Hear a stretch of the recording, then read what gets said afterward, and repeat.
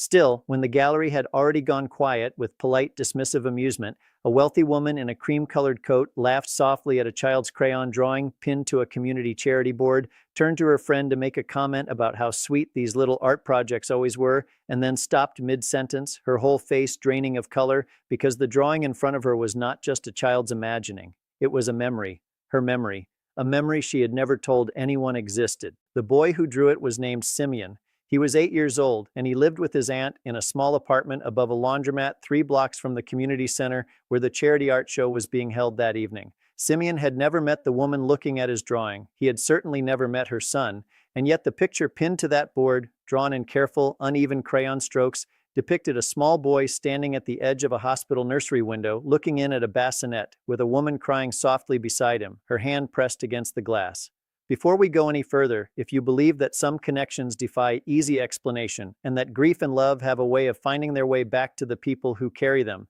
please like this video, subscribe to this channel, and share it with someone who needs to believe that the universe still finds ways to close the distance between people who were never supposed to lose each other. Now back to the story. The woman's name was Eleanor Winthrop Hale. She was 53 years old, the widow of a prominent real estate developer, and one of the primary donors funding the very charity art program whose showcase she was attending that evening, a program that provided free art supplies and after-school classes to children in underserved neighborhoods across the city. She attended these showcases every year out of genuine commitment to the cause, though if she was honest with herself, she also attended them because the quiet, earnest creativity of children reminded her, in a way she rarely allowed herself to examine too closely, of a loss she had carried in complete silence for nearly 9 years. 9 years earlier, Eleanor had given birth to a son during a difficult and complicated pregnancy that had nearly cost her own life. The birth had been traumatic, and in the chaotic, medically uncertain days that followed, doctors had informed her and her husband that their son, born several weeks premature with a severe heart defect,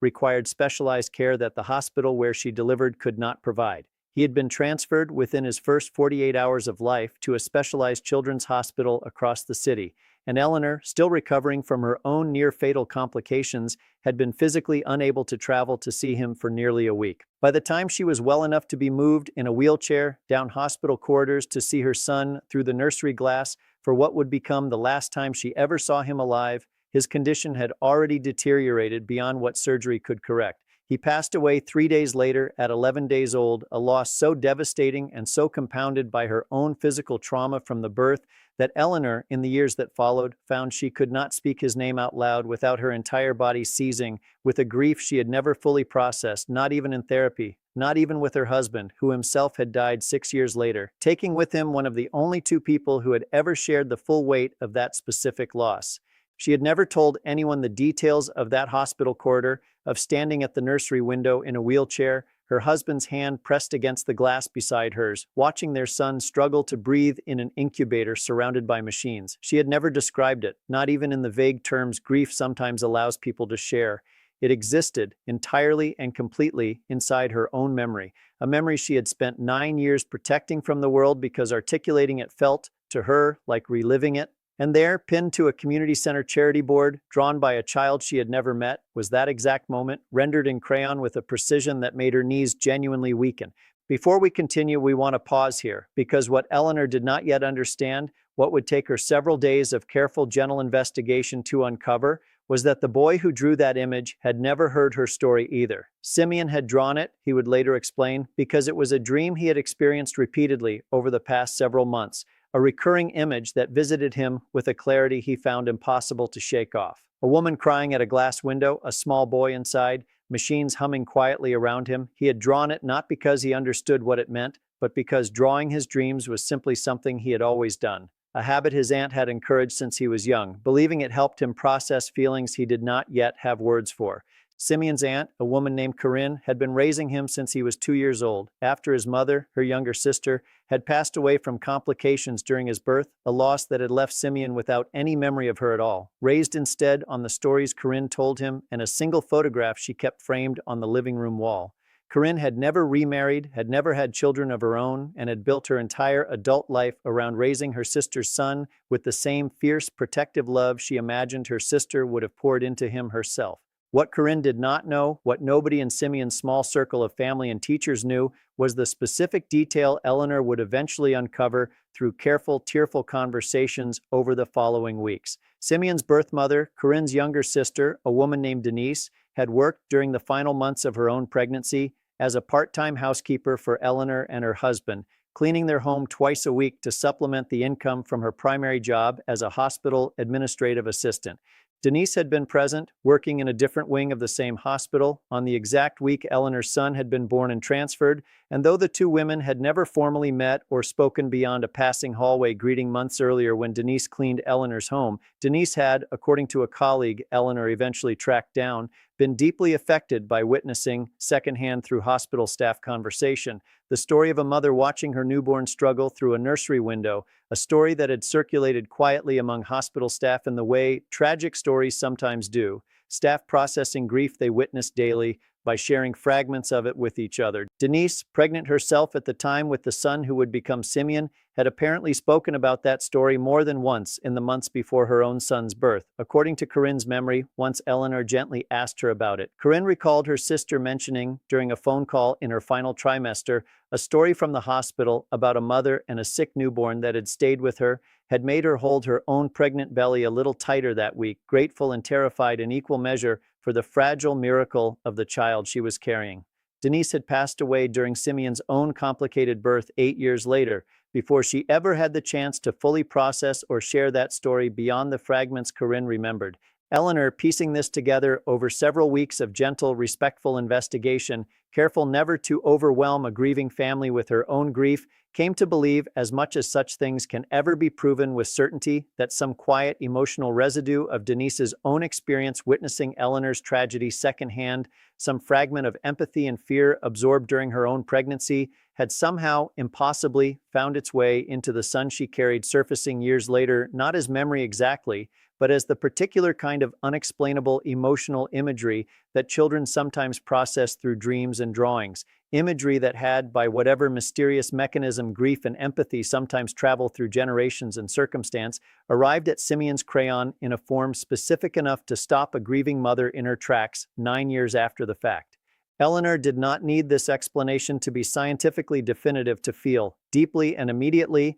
that something important had happened in that gallery, that a child she had never met had somehow given voice through crayon and instinct to the exact moment she had spent 9 years unable to voice herself. She had approached the community center director that same evening, shaking, asking gently who had drawn the piece, and had been connected cautiously and with appropriate protective concern for a child's privacy to Corinne, who had come to pick Simeon up from the art class that had produced the piece. Their first conversation was halting, careful, two women uncertain how to explain to each other the strange, overlapping grief that had somehow brought them into the same room. Before we go further, we want to acknowledge the people who made this moment possible in ways they never intended or understood. Simeon's art teacher, a patient young woman named Fatima, who ran the community center's after-school program, had always encouraged her students to draw whatever images visited them, believing correctly that children process complicated feelings more honestly through art than through words alone. Denise, though she never lived to see her son grow up, had unknowingly carried and processed a fragment of Eleanor's tragedy during her own pregnancy, a fragment that seemed somehow to have found its way forward into her son's imagination. Corinne, who had never discouraged Simeon's recurring dream imagery even when she found it unsettling, had simply trusted, the way good caregivers often do, that whatever her nephew needed to express through his art deserved space rather than suppression. None of them had any idea, in the moment, what they were each contributing to. All of them were part of what eventually brought Eleanor and Simeon into the same room. Over the following months, a relationship developed between Eleanor and Simeon's family that neither woman could have anticipated walking into that community center gallery. Eleanor, cautious not to overwhelm an 8-year-old with the full emotional weight of her own story, began by simply supporting the after-school art program more directly, funding new supplies, offering to help Fatima expand the class to more students, present at the community center more regularly in ways that let her simply be near Simeon without forcing any premature emotional intensity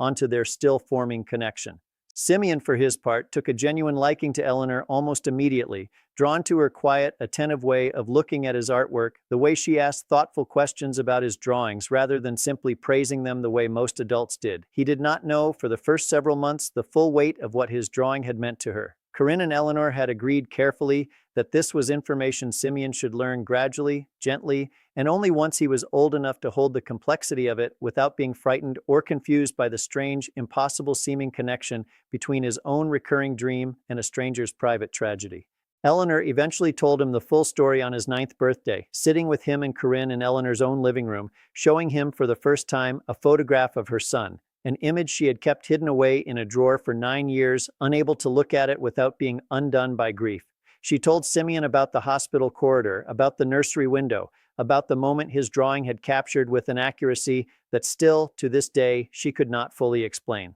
Simeon listened with the particular solemn attentiveness children sometimes bring to conversations they understand are more important than they can fully articulate, and afterward, he asked Eleanor if she wanted to see the drawing again, properly this time, and to tell him what to add to it, if anything, so that it could belong to both of them rather than just to whatever dream had first shown it to him. That request, more than anything else that had happened since the gallery, was the moment Eleanor later described as the true beginning of their relationship, no longer defined by tragedy and coincidence, but by the deliberate, chosen decision of an 8-year-old boy to make space in his own art for a stranger's grief, simply because he understood, in whatever quiet way children sometimes understand things, adults spend years relearning that shared sorrow deserves shared care. Over the following 2 years, Eleanor became a consistent, steady presence in Simeon and Corinne's lives, never overstepping the role Corinne had built as his primary guardian, but gradually becoming something like an honorary aunt, present at school events, funding art supplies that let Simeon's obvious talent continue developing,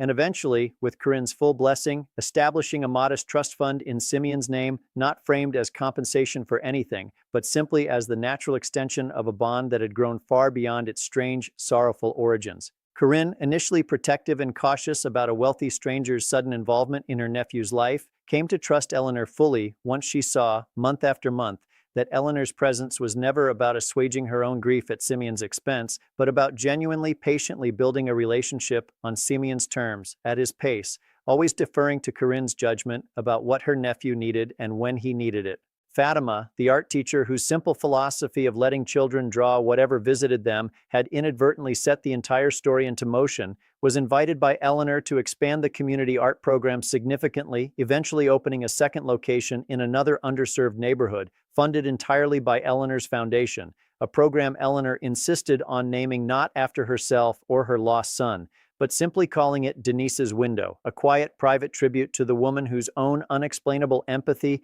had somehow bridged the distance between two families who had never been meant to lose each other in the first place. By the time Simeon turned 11, his artistic talent had developed well beyond his recurring childhood dream imagery, though he still occasionally drew that same scene, the nursery window, the crying mother, sometimes adding new details as he grew older and understood more fully what it represented. Eleanor kept the original drawing, the one that had stopped her in that gallery, framed in her home beside the photograph of her own son, two images of loss and connection that she had once believed could never coexist peacefully in the same room, now sitting together, finally, as something closer to whole. On the 10th anniversary of that gallery evening, Eleanor hosted a small gathering at her home, Corinne and Simeon among the guests, along with Fatima and several other families whose children had passed through the Denise's Window program over the years. Simeon, now 18 and preparing to study fine art in college, stood in front of the small crowd and spoke briefly about the strange, impossible thread that had once connected a dream he could not explain to a grief he did not yet understand,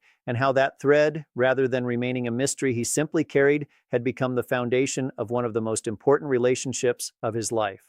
Eleanor, listening, found herself thinking, as she often still did, about the specific weight of standing at a hospital nursery window 9 years before ever meeting the boy whose crayon drawing would eventually give that memory somewhere safe to live outside her own silent grief and understood, watching Simeon speak with the quiet confidence of a young man who had grown up surrounded by more love than either of their family's original tragedies could have predicted, that some connections defy explanation not because they are impossible, but because they remind us that grief, carried long enough and honestly enough, sometimes finds its own way back to the people capable of finally helping to carry it. The days immediately following that first conversation in the community center were, for both women, disorienting in ways neither fully anticipated. Eleanor found herself unable to sleep properly for nearly a week, replaying the moment she had first seen the drawing over and over, questioning her own memory, wondering whether grief had somehow manufactured a resemblance that was not truly there. She called her late husband's sister, one of the only people who had ever heard even a fragment of the hospital corridor story,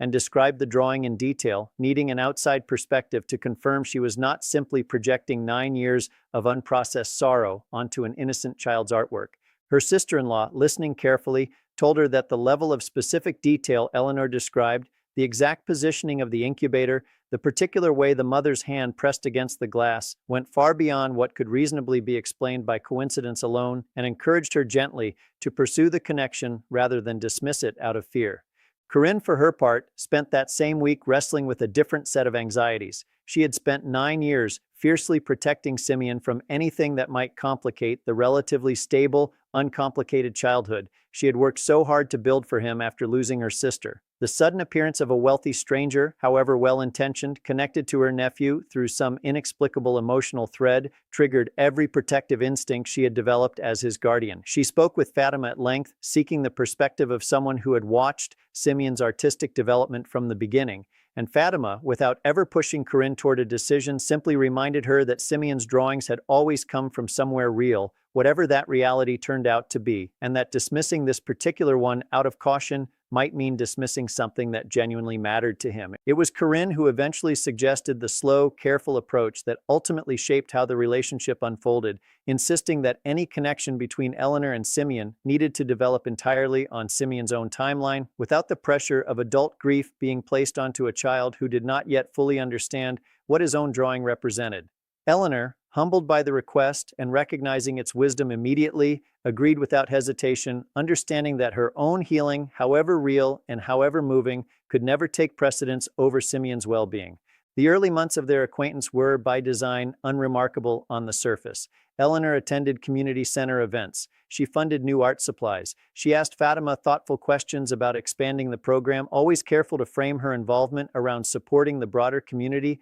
rather than singling out one child in ways that might isolate him from his peers or create confusion about her motives. Simeon, unaware for months of the true weight behind Eleanor's growing presence, simply experienced her as a kind, attentive woman who seemed to genuinely care about his art in a way that felt different from the polite praise most adults offered. There was a particular afternoon, several months into this quiet period, when Simeon showed Eleanor a new drawing unrelated to the recurring dream imagery, simply a picture of his aunt's kitchen table with 2 cups of tea sitting on it. Eleanor asked him carefully why he had chosen to draw something so ordinary, and Simeon told her, with the particular directness children sometimes offer without realizing its weight, that he liked drawing places where people felt safe together. Eleanor, sitting with that sentence long after she left the community center that day, understood it as confirmation of something she had begun to suspect, that whatever unexplainable thread connected Simeon's imagination to her own private grief, his artistic instincts were fundamentally oriented toward connection and comfort